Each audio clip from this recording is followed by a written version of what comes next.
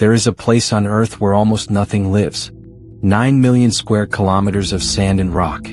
Temperatures that reach 58 degrees Celsius. So dry that years can pass without a single drop of rain. The Sahara Desert. But 8,000 years ago this same land looked like this. Rivers. Lakes larger than entire countries. Grasslands stretching to the horizon. Elephants, giraffes, hippos. And humans, thousands of them living in permanent settlements, herding cattle, raising children, creating art.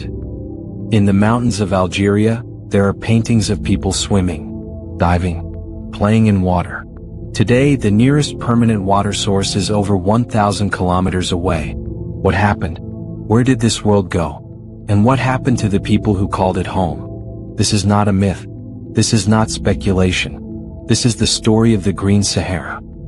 To understand what happened, you need to understand scale. The Sahara is not just big. It is the third largest desert on the planet, roughly the size of China, or the entire United States. It spans 11 countries. If it were a nation, it would be the fifth largest in the world. And yet, for thousands of years, most of it wasn't a desert at all. From space, if you know where to look, you can still see them. Ghost rivers. Dried lake beds. Channels that once carried water hundreds of kilometers across land that is now pure sand. These aren't legends. They're geology. Scientists have drilled deep into the Sahara's ancient lake beds and pulled up layers of mud, pollen, and fossils. And those layers tell a story that sounds impossible. Between roughly 11,000 and 5,000 years ago, the Sahara experienced what geologists call the African humid period. For 6,000 years, one of the driest places on Earth wasn't dry at all. So what caused this transformation? The answer lies not in the Sahara but in space. Earth doesn't orbit the sun in a perfect circle. And our planet's axis, the invisible pole around which we spin, doesn't stay fixed. It wobbles, slowly, over tens of thousands of years.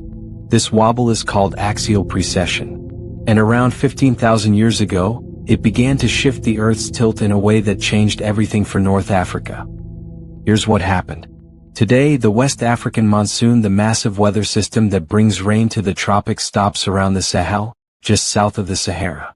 The desert blocks it. But when Earth's tilt shifted during the early Holocene period, something remarkable occurred. The northern hemisphere began receiving more direct sunlight in summer. This intensified the monsoon. And instead of stopping at the desert's edge, the rains pushed north, deep into the Sahara. Rain fell where rain had not fallen in 100,000 years. And the desert responded. Grass appeared. Shrubs took root. Acacia trees spread across the lowlands. Rivers that had been dry for millennia began to flow again. Within a few centuries, the Sahara had transformed. Not into a rainforest, that's a common misconception, but into a savanna. A vast, open grassland dotted with trees, cut through by rivers and fed by seasonal rains. A land that could sustain life. One of the most astonishing transformations happened in what is now the Chad Basin. Today, Lake Chad is dying. It covers roughly 1,500 square kilometers and continues to shrink every year. But 7,000 years ago, Lake Chad covered over 400,000 square kilometers. To put that in perspective, that's larger than Germany, larger than Japan. It was one of the largest lakes on Earth, a vast inland sea in the middle of what is now sand. And it wasn't alone. Across the Sahara, enormous lakes appeared. Paleolake Ptolemy in Sudan. Ancient lakes in Libya, Algeria, Mauritania. The entire region became a network of wetlands, rivers, and seasonal floodplains. We know this because archaeologists have found the bones. Nile perch, tilapia, catfish the size of grown men, crocodiles, hippos, turtles, aquatic life. In the Sahara. Not fossils from millions of years ago. From just 6,000 years ago. Within the span of human memory, if that memory could stretch across 200 generations, someone's ancestor fished these lakes. Someone watched hippos bathe where now there is only sand. But lakes and rivers don't make a story worth telling. People do. And the Green Sahara was full of them. In the Tassili Eniger Plateau in southern Algeria, there are over 15,000 prehistoric rock paintings and engravings. They cover the walls of caves and overhangs across 72,000 square kilometers. And they show us in vivid detail what life was like. People herding cattle, hunting giraffes with bows, dancing in ceremonial gatherings, women carrying children, families sitting together, and in dozens of sites swimmers, arms extended, bodies horizontal, clearly depicted in water, playing, bathing, diving. One image shows a person swimming with what appears to be a child on their back. Today, if you stand at these cave sites, you see nothing but barren rock and sand for as far as the eye can see. The idea of swimming here feels absurd, impossible. But the evidence doesn't lie. In 2000, a paleontologist named Paul Sereno was searching for dinosaur fossils in the Tenera Desert of Niger, one of the most lifeless parts of the Sahara. What he found instead stopped him cold. Human skeletons, dozens of them, poking out of the sand. The site, called Gabero, became known as the graveyard of the Green Sahara. Over 200 burials have been uncovered there. Two distinct populations separated by about 1,000 years. The earlier group, called the Kifian people, lived around 10,000 years ago. They were tall, some over 1.8 meters.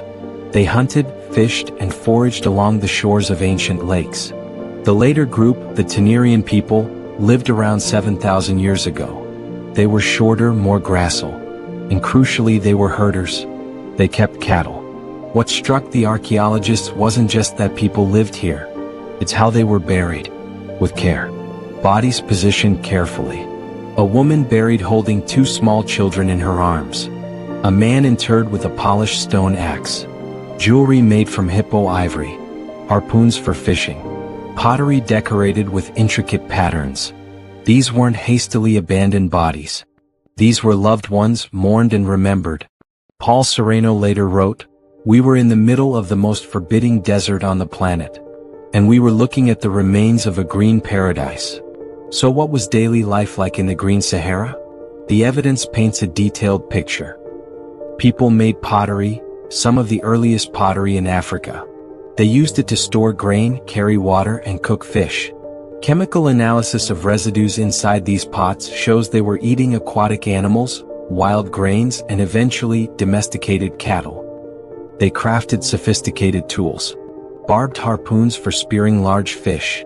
Grinding stones for processing plant seeds. Microliths, tiny, precise stone blades used for arrows and cutting tools. And they herded. The Sahara was one of the earliest places in Africa where cattle herding developed. By 7,000 years ago, pastoralism had spread across the Green Sahara. People moved seasonally with their herds, following the rains, just as pastoralists do today in the Sahel. But unlike pure nomads, many groups established semi-permanent settlements. Archaeological sites show post holes, fire pits, storage areas. These weren't temporary camps. People returned to the same places, generation after generation. And they had culture. The rock art doesn't just show subsistence. It shows ceremony, dance, music, symbolic figures that may represent spirits or deities, abstract patterns that clearly meant something to the people who carved them.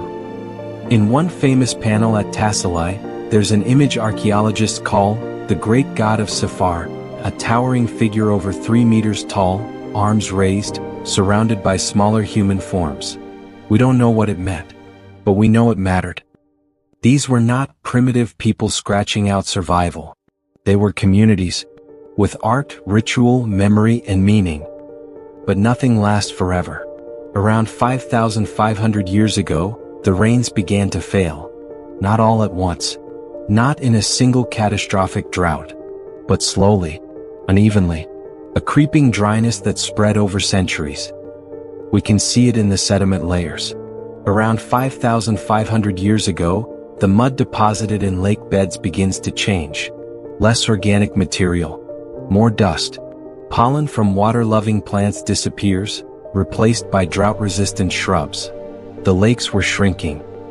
In satellite images, you can still see the old beach lines, ancient shorelines carved into rock, now sitting hundreds of meters above the current lake levels.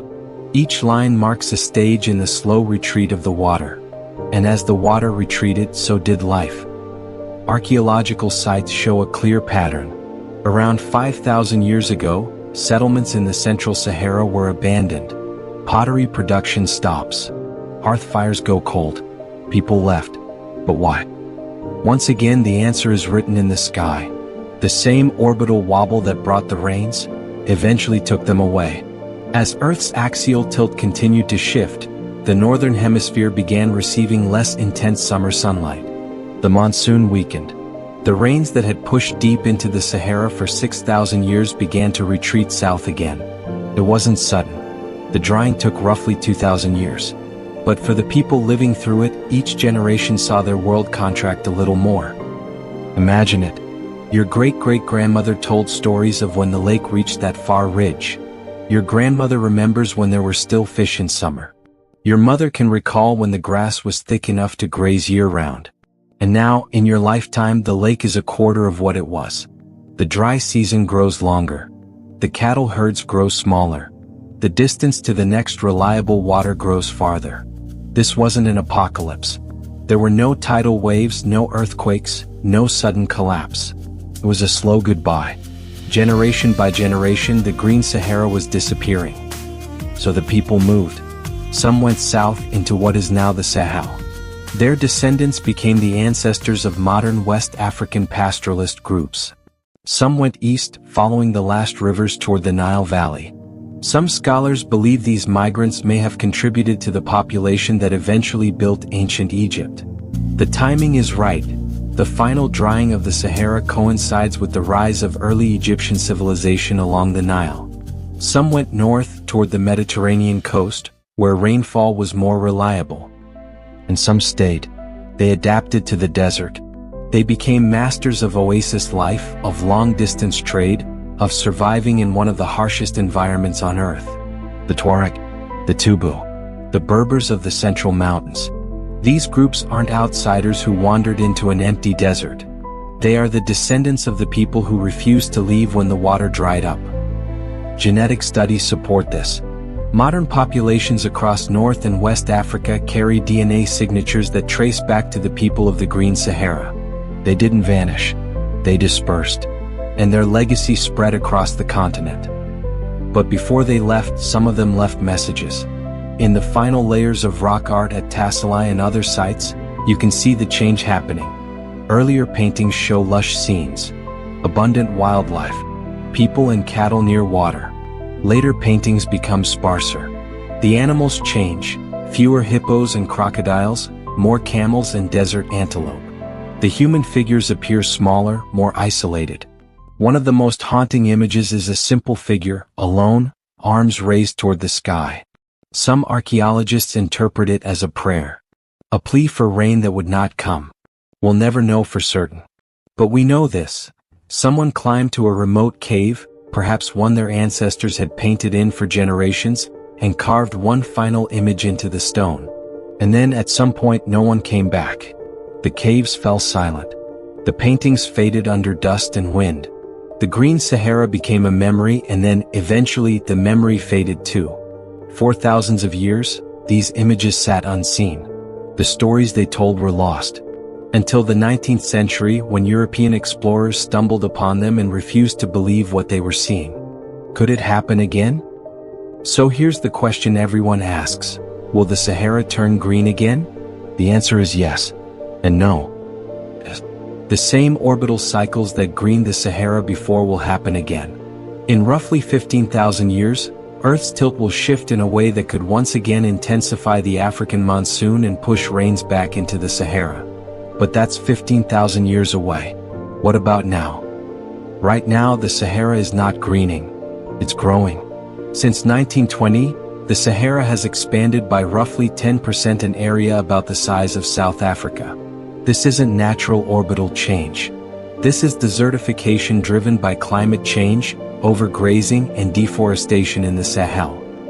Lake Chad, which once covered 400,000 square kilometers, today covers less than 1,500. It has lost 90% of its surface area since the 1960s. The people living in the Sahel today are experiencing what the people of the Green Sahara experienced 5,000 years ago: a slow drying. A world that is becoming harder to live in. And just like their ancestors, they are moving. Climate migration isn't new. It's one of the oldest human responses to environmental change. The people of the Green Sahara survived because they moved, because they adapted. The difference is that today borders exist. Nations control movement. The world is divided in ways it wasn't 5,000 years ago. But the climate doesn't care about borders. And history as always repeats. There's a concept in geology called deep time. The idea that Earth operates on timescales so vast that human lifetimes barely register. The Sahara is deep time made visible. It's a reminder that nothing is permanent. Not deserts, not grasslands, not civilizations. 6,000 years ago, children swam in lakes that no longer exist. Their parents herded cattle across grasslands that are now sand.